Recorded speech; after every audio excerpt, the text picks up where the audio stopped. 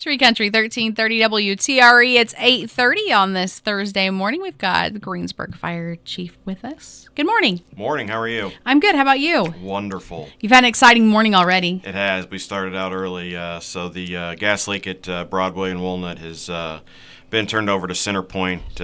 It was a half-inch service line. We were able to clamp the line prior to Centerpoint's arrival and stop the flow of gas.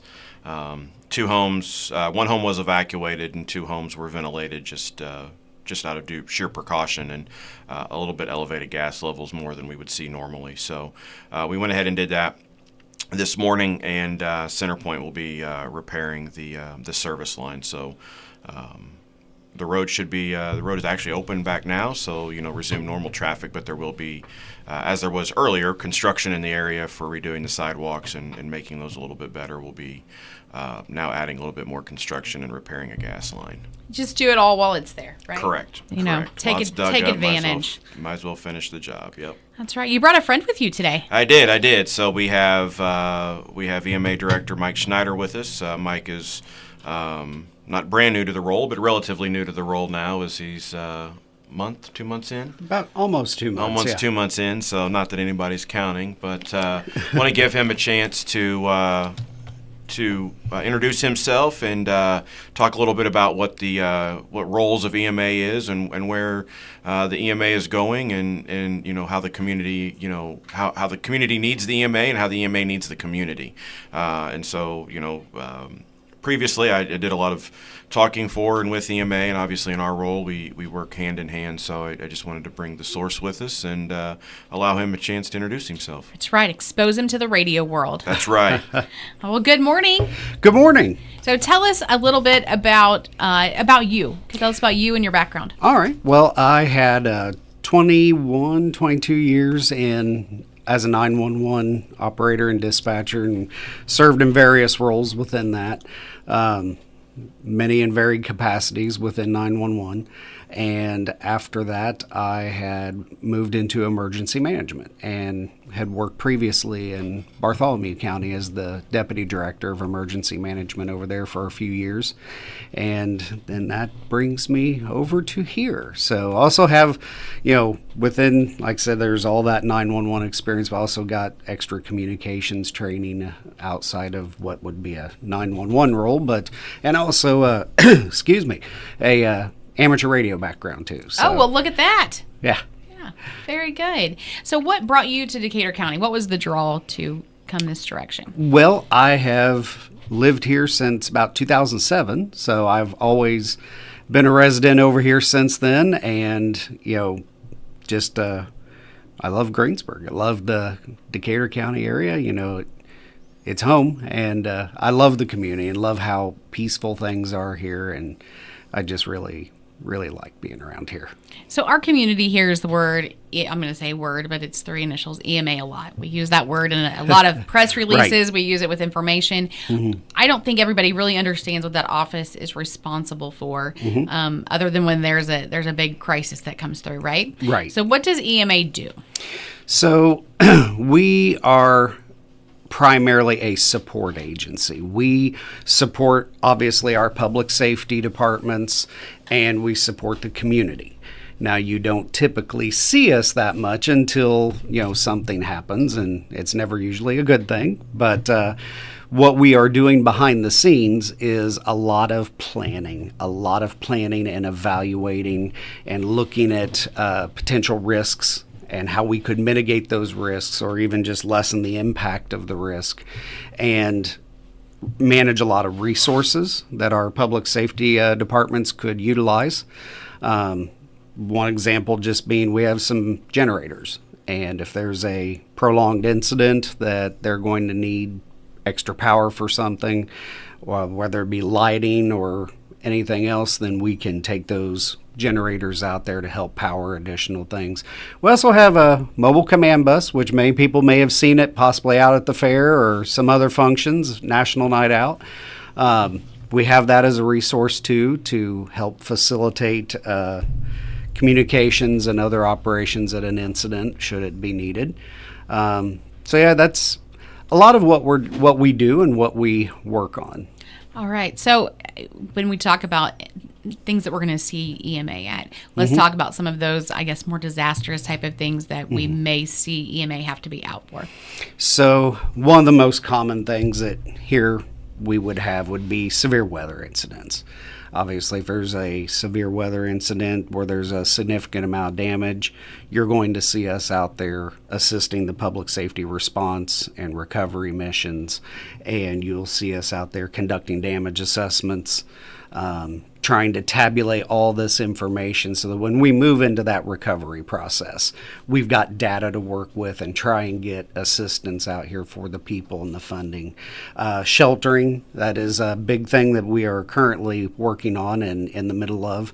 Getting preset shelter locations so that in a disaster or even just a very large incident where people are displaced, we've got ways to get a roof over their head and get them maybe a hot meal and, you know, whatever we would need to do to support them while they're displaced until they can move into a better situation. You talked about spending a lot of time preparing for these things. Yes. So what are some of those projects, like you talked about working on the housing right now, what are some of those projects that are kind of in the pipeline to be ready to respond? So one of the things we're working on is our multi-hazard mitigation plan. And that's something we do about every 5 years.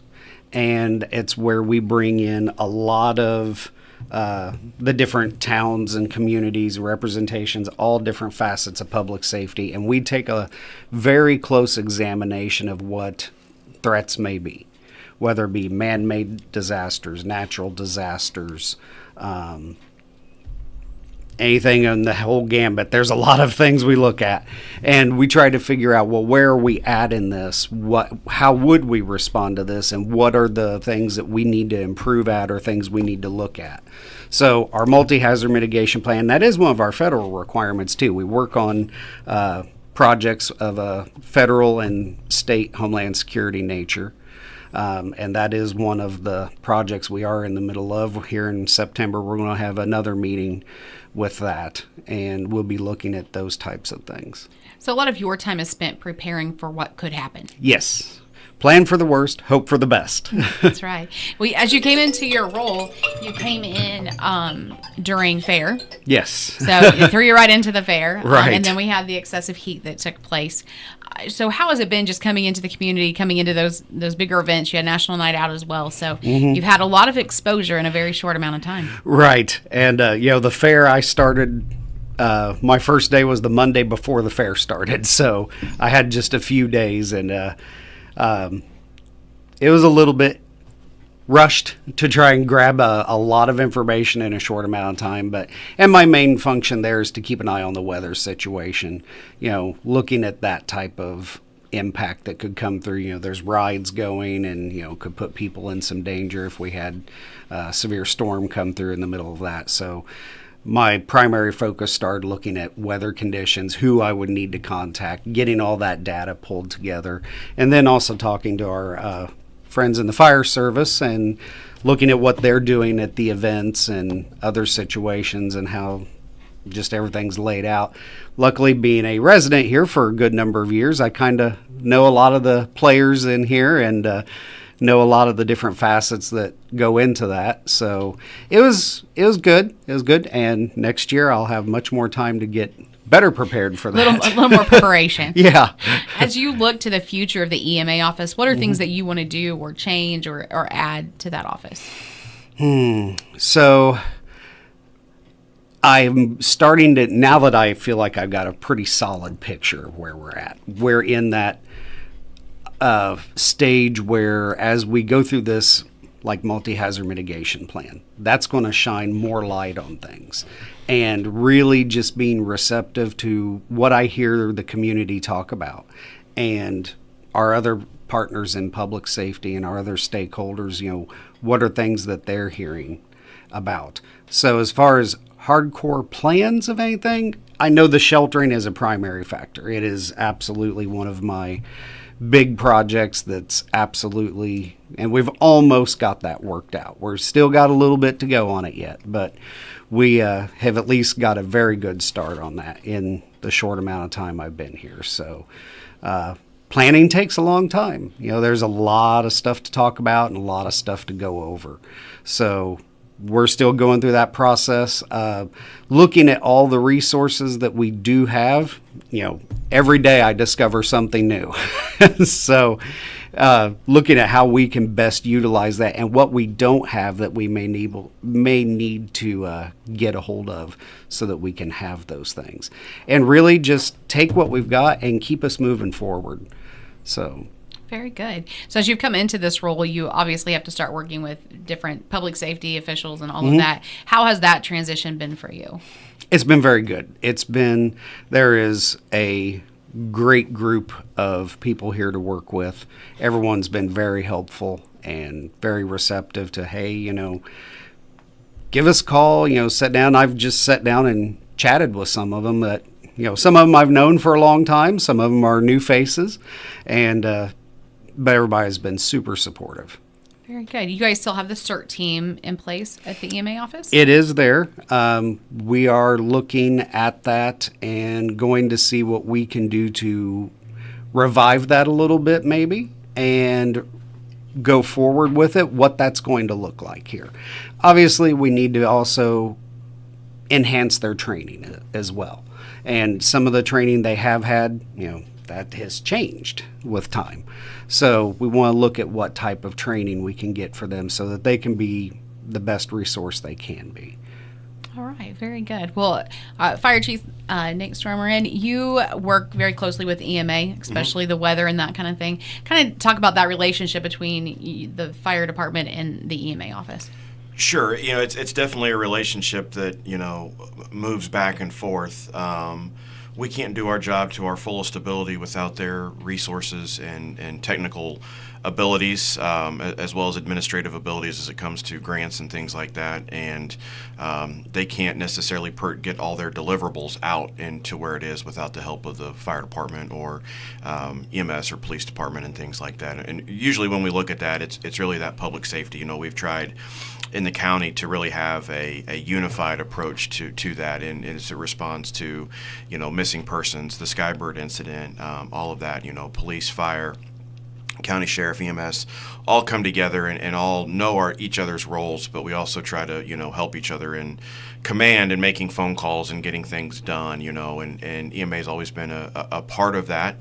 And so it's using that and making sure that they have the resources and we have the resources and we have the contacts to know what resources to get. That's a huge thing is resource listing, and not the duplication of efforts, because the resources that we may need or that the Sheriff's Department or EMS or CIT or anybody may need, social services, are the same resources that the EMA is going to need. So who's going to maintain that? And being that EMA is a resource agency, it's always kind of been up to them. So how can we help them? How can we turn our stuff over to them and help them go? So, the relationship is not just an emergency services, emergency response relationship. It is that back end, all of the information that needs to go into that, the sheltering plan is, for example, the fire department doesn't shelter people, but we're the ones that made people shelter because we're the ones. I'm the one that evacuated the building and shut it down.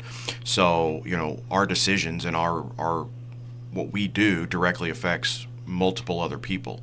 So we should know where the shelters are, what that is.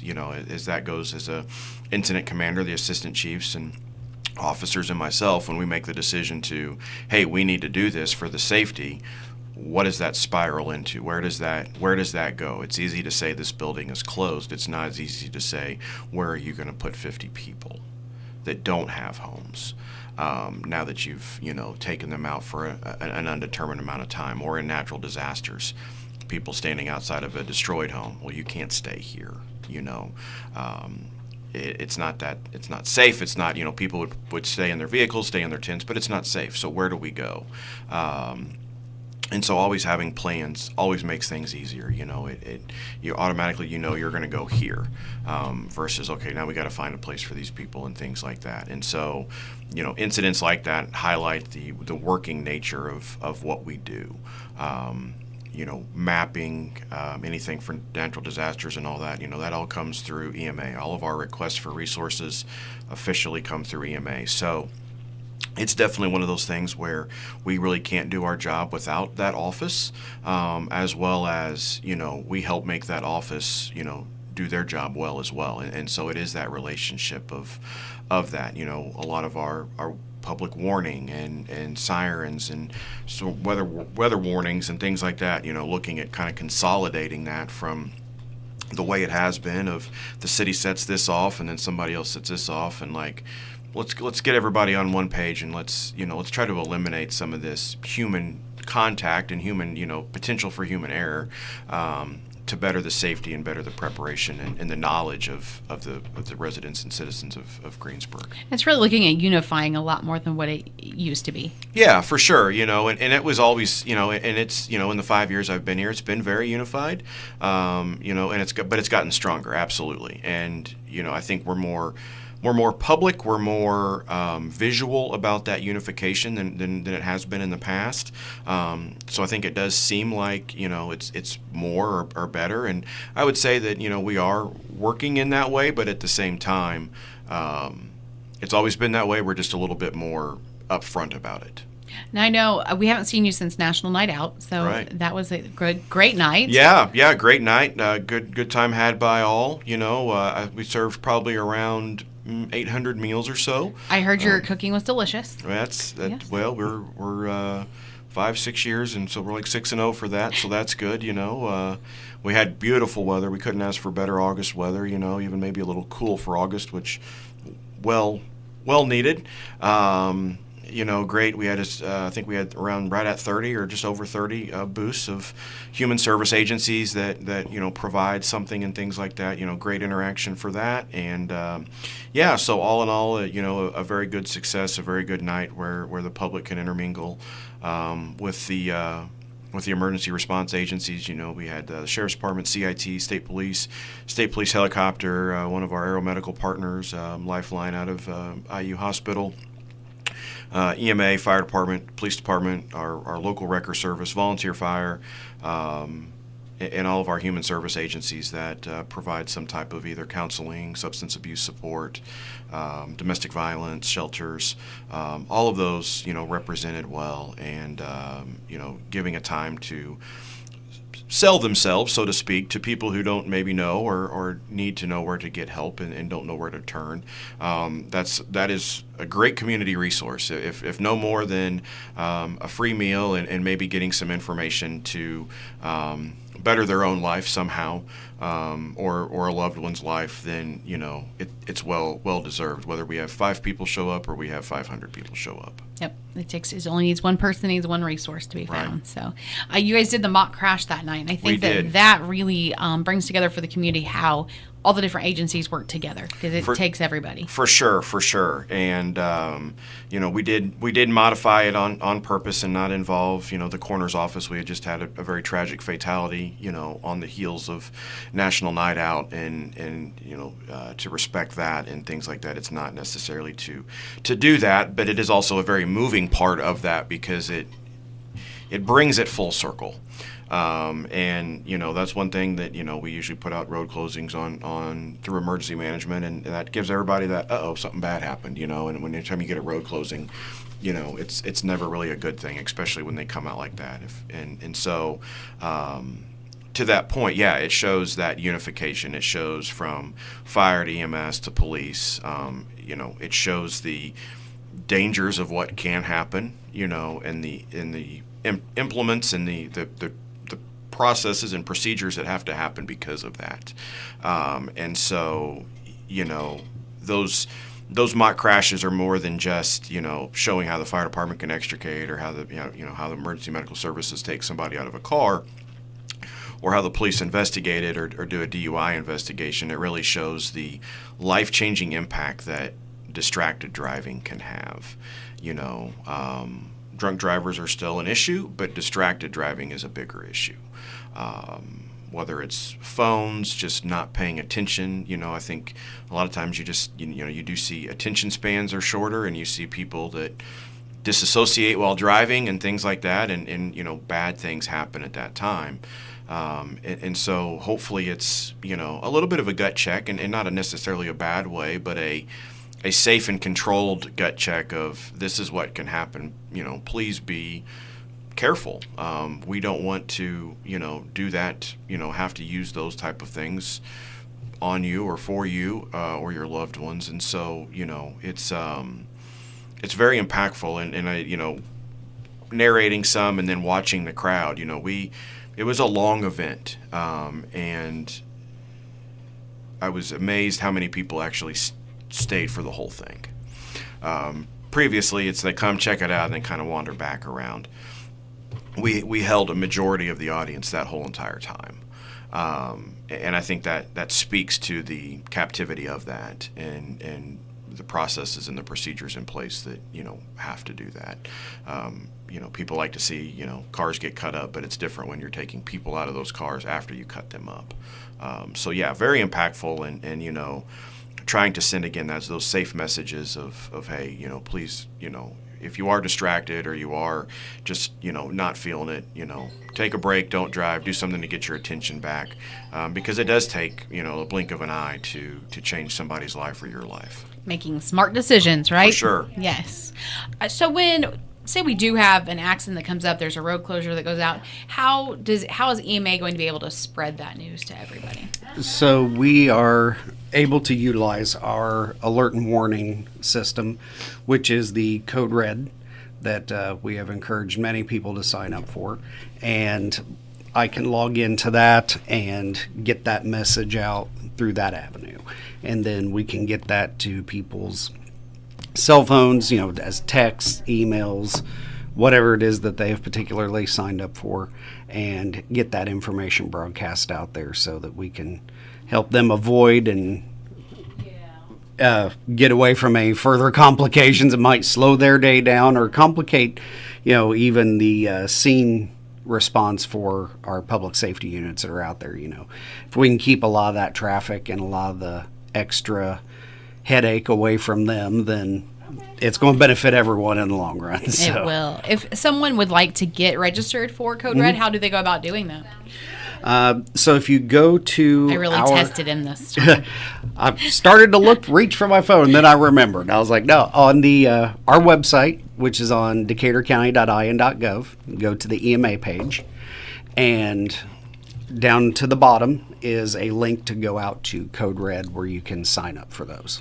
All right, very good. He did remind me that he was coming, and I said, well, be prepared to talk about this, and this, because I'm sure you're going to be asked. That's right. Have I missed anything? You haven't. You pretty much did everything. I did. I'm kind of there. That's right, telepathically. Yeah, right. After years of Sandy, now I've got to switch to I know, Emily, you got to reroute it. Yeah, and I'm there. I think I've achieved. You've got it. Anything new going on at the fire department, sir? No, we're still, we're working. We've been busy. We've had a lot of higher impact, somewhat tragic runs, and so obviously the summertime is always somewhat kind of high for that.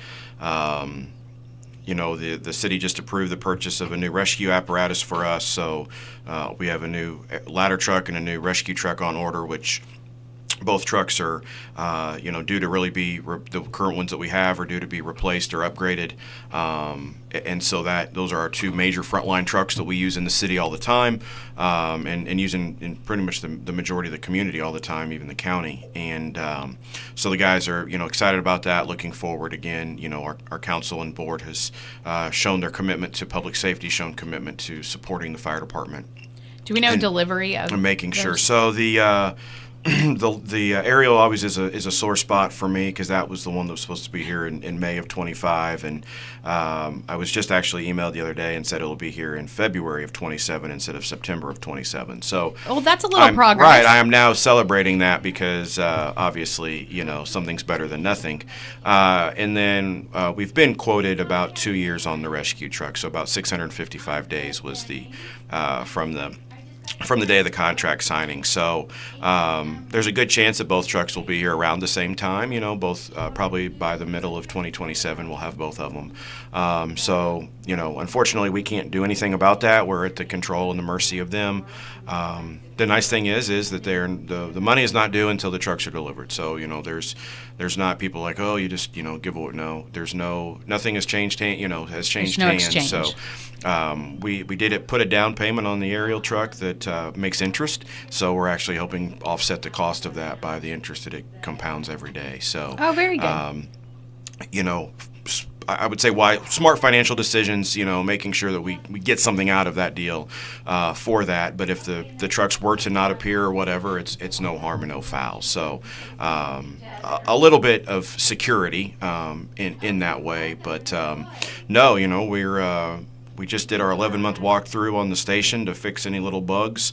But that's almost been a year, and it seems like a fast year. Well, too. and sometimes for me it seems like we've been in longer than that, and other days it seems like we just got in. So, depending on the day, but no, we are very busy. Going to be opening probably a hiring process up this fall, so I'll have more on that as it gets closer and we pin down some information. But we are looking at opening our hiring process this fall. All right, is it one more retirement this year? We have one more retirement. Yes, the individual is retiring this year, will be off the books in January. So Captain Trevor Cook is calling it a career at 20 years, and so in January he will hang up the bunker gear and put his shorts on and go cut some grass, or keep cutting grass. So he'll be retiring. So we're trying to replace those retirements as well, and so around the fall, obviously it takes somewhere between 4 to 6 months to hire, unfortunately, just a very long process. And so early this fall we'll start to garner that and hopefully fill some open positions that we have. All right, we're moving into Labor Day weekend. We are. Yes. Make good decisions. That's the whole theme. Make good decisions. That's right. We want nothing. Alcohol and really anything. Don't mix. That's right. Just make good decisions. Yeah. Alcohol and a recliner. That's or a camp chair. That's it. That's the best mix. Correct. Okay. Don't grill. Don't set off fireworks.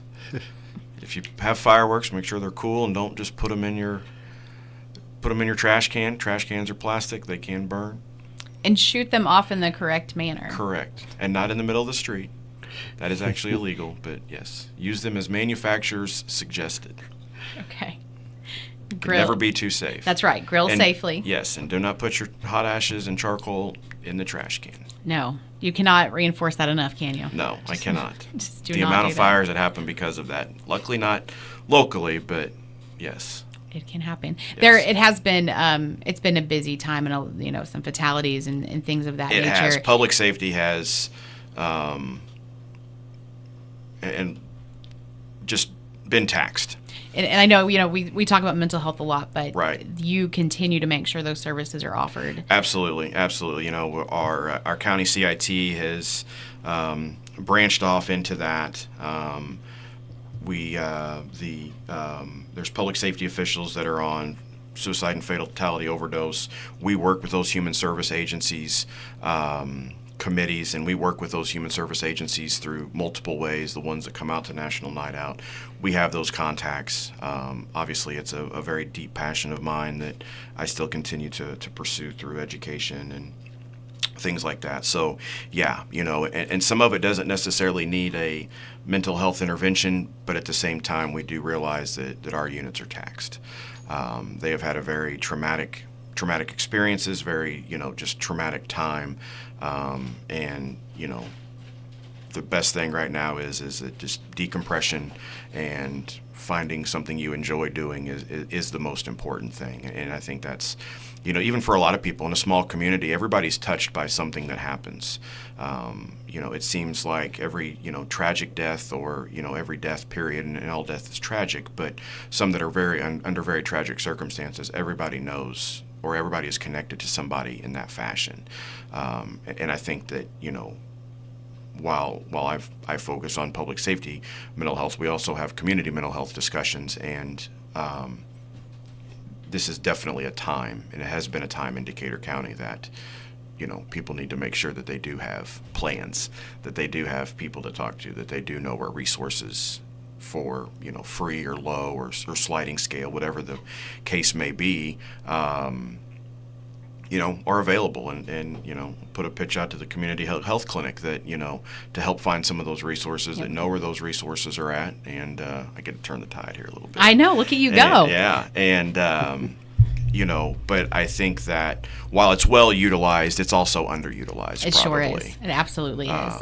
And the help is there. So right. No matter who you are, we will find it for you. Yeah. And we know about the community health clinic, but you don't hear about it a lot. And I think that's unfortunate because it is a gym, and, you've been blessed with grant funding as well. So, we are excited to expand our services. Come get help. That's right. I mean, that's, and as cheesy as that sounds, like, come get help, whatever it may be. Like you said, we'll find, a lot of it's just about connection. It absolutely is. And I think over this last year working with the CIT and the grant just in the community, and everybody's been a piece of that. Mm-hmm. We have seen this community really wrap our hands around that mental health piece of it, and it's okay. We're breaking the stigma. Yeah, and it takes time, and it truly takes time, and it's all about those building connections, and a lot of people just need somebody that they just want to be listened. They just want to be heard.